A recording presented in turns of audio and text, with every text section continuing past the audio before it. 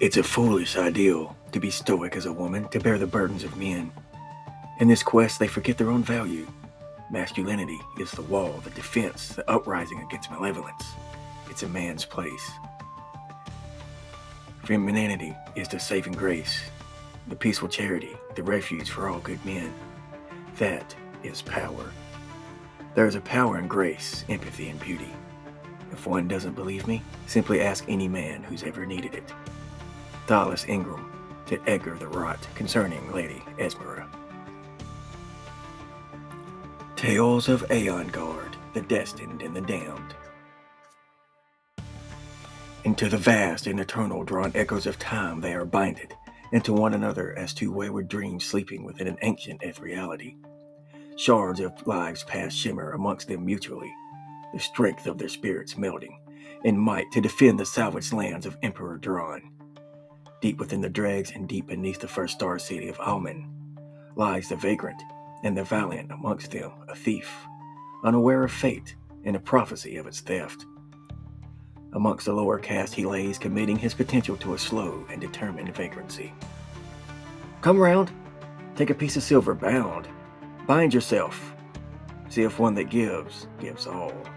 He finishes, with a smitten of deceit within his faltering eye. Soon enough the wanderers of Alman approach with a desperate will and fleeting pockets.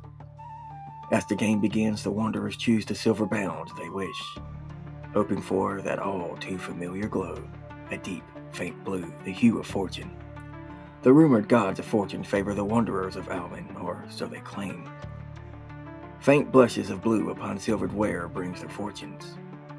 Simple studies of illusion guides his hands as he unknowingly casts a simple hue upon the bound silver, taking in coin to spin them into simple amulets of fortune.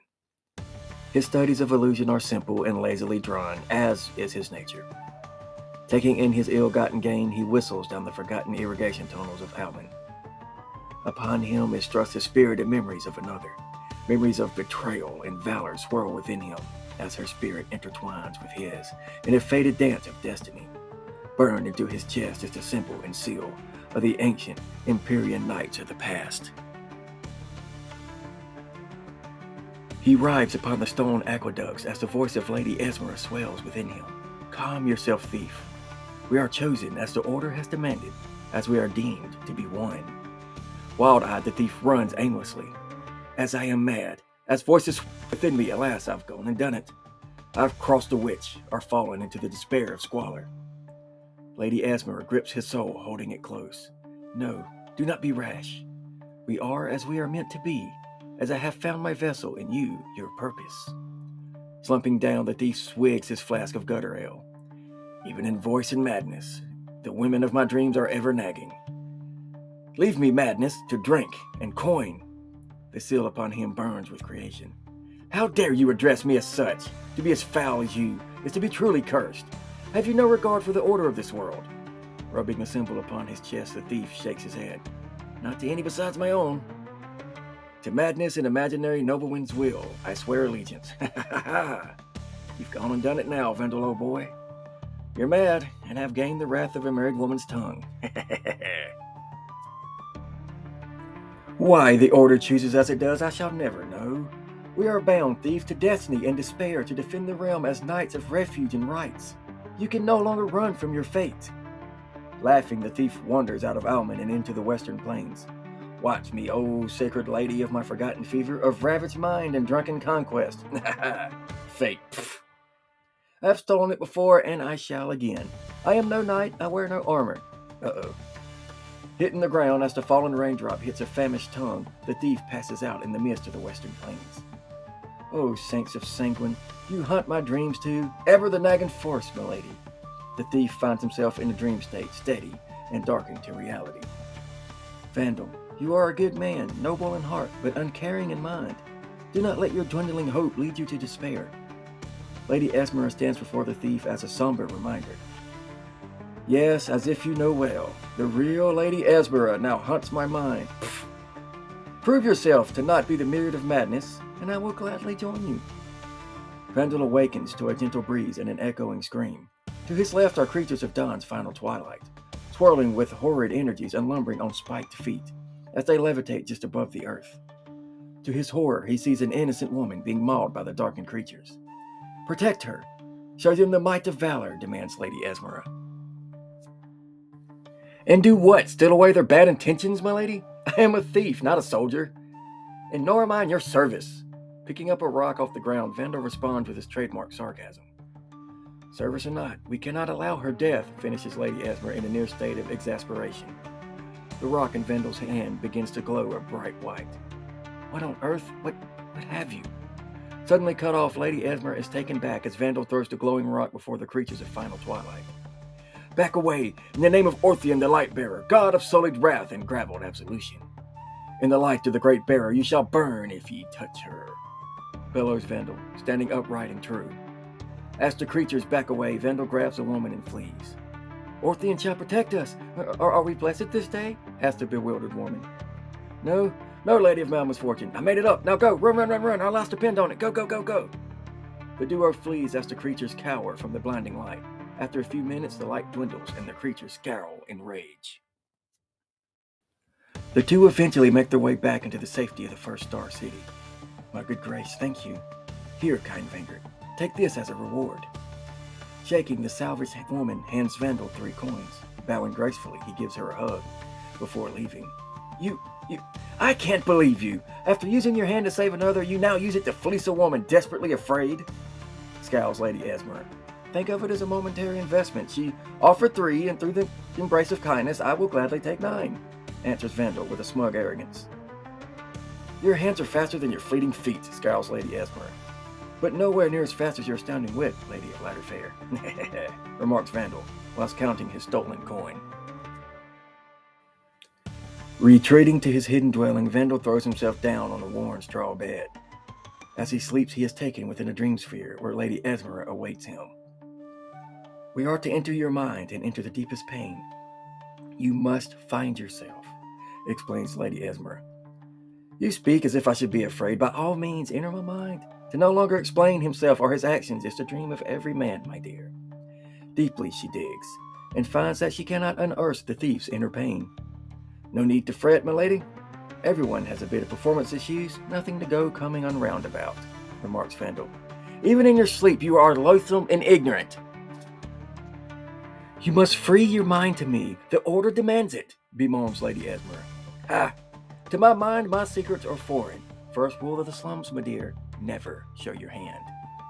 To the gods above, to the order, to my will and soul, why must I be bound to you?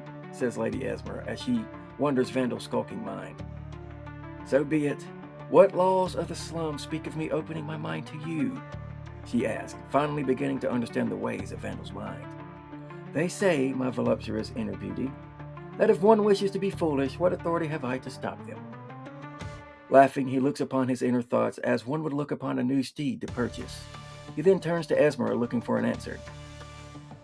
Opening his mind, Esmera supplants visions of the dangers to come, using her memories as a catalyst.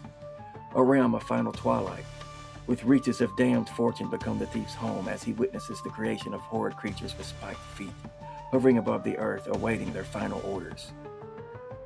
A prophecy fulfilled shows him the waste of his homeland pillaged and plundered, with its denizens being eaten alive as their children rest upon pikes of eternal fire and wrath. What mind? What have you? Looking upon Vandal with a final hope, she speaks. Visions have instilled within me and you, fate of our world to be averted through Empyrean blood, through a calling of heroes of past and present. Hours upon hours they share their minds, envisioning the dangers amongst them. A simple thief, nothing more, my lady. How must a dreg save a kingdom? Ask a desperate thief burdened with an unwanted destiny. To the palace of Myazia. Within it holds the trials of fate, set by the gods to be stolen by a thief of humanity, would they be given their due reprieve. For the first time, the thief moves to gain something not of himself, but in favor of his fellow man. He moves to the palace of the Myazia. At the steps of the palace lay a test of wit. Fail it, and one shall meet instant death. A riddle is set forth within the mind. Take me, for I am, but need me, for I am not. To take you to depths and malleable rot. Pacing, the thief wonders. Answer wrong and I am dead. Answer correctly and fulfill my dread. What a horrid fix. Pray me freedom, he thinks. Take me for I am, but need me for I am not. Death is the result of failing this riddle. Aha! Take me for I am. Death, need me for I am not death. To take you to depths of malleable rot. Of course, the answer is life, he answers enthusiastically. As the gates of the palace open, revealing stone alleyways and golden ruins. Holding the hopes of mankind on a thief in a palace? What madness do your gods possess? Looking to his left, Vandal finishes as he sizes up the room. Madness 'tis not. Tell me, what fairer way? What fairer way than chance to forge our world? Darkness must coexist with light. The only way is chance. Without it, we would hold only stillness. Collecting his whereabouts, Vandal responds swiftly to Esmera. All is sham to me, love. Though be it as it is, I wish it to remain. Ahead of him lays a sinister path. The floor seems angled at a particular angle. Trekking that will surely end a man. Someone wants a foot to land high. How strange. Stepping low brings you forward, but it's a step too far. Vandal thinks aloud as Esmera lingers within. Be it as it may to say, but Vandal, you are a unique mind. For all your faults, you have a unique brilliance, ingenious in illegality. The Order chooses wisely. Raising an eyebrow, Vandal examines the path ahead. You getting soft on me now, love? Suppose a man can do that to you after a few hundred years alone? With a humph and a gasp, Esmera endears. Gotta time this. One wrong roll, and I'm down to the pits of hell. With a final breath, Vandal runs across, jumping off the wall and rolls along the side of an angled path, landing just out of range as legions of sharp spikes protrude beneath him. Suddenly the air grows thick. Poison! Screams Esmera as Vandal quickly tears off pieces of his garb, covering his mouth. Moving quickly, he enters a room with moving pillars. Up and down they move, sending any who would leap to them to their doom. Across from them is a podium. Atop it lays a shining orb, red with a swirling mist within. Leaping to the first, then to the second, he is fine until a vibration sends him over the ledge, where he grabs aside, barely saving his life. Desperately crawling atop the third pillar, he jumps again to the fourth and fifth, till he leaps again to the last and bounces off, sliding to the edge. With a final leap, he eyes the orb. 'Tis but a key to the next chamber. Grab it, screams Esmera, as he takes it in hand and slides down a hidden path to the next chamber. Darkness fills the chamber. Reaching into his garb, Vandal pulls forth a dagger and illuminates it with his minor illusions. The glowing dagger reveals holes in the floor, ceiling, and walls. Oh, great bargain mead. 'Tis it poison, snakes, spears? He asks aloud, leering about the room. To his astonishment, it is something much more harrowing. Waters as black as the final abyss pour into the room, filling it up with muddy, murky waters. Using his glowing dagger as a light, he desperately swims, looking for any way out. It's an old Imperium training ground. Vandal, look for the disused hole. Within it lies a switch to the barring doors, instructs Esmera with a strict and frightened tone. Swimming desperately, Vandal begins to run out of air. His vision slips and his lungs burn. The sensation of death overtakes him, when suddenly his hand finds a jagged hole, and within it a switch. He pulls that sends him and the darkened waters down a deep hallway. He is washed into a final room which contains the final piece of this ancient puzzle. Barely breathing and choking, he finally comes to seeing before him another puzzle, one of many pieces fixed upon the wall. Hour after hour he labors, till at long last he triggers the answer. It's a bizarre symbol of twisting X, surrounded by many depictions of shadow beings.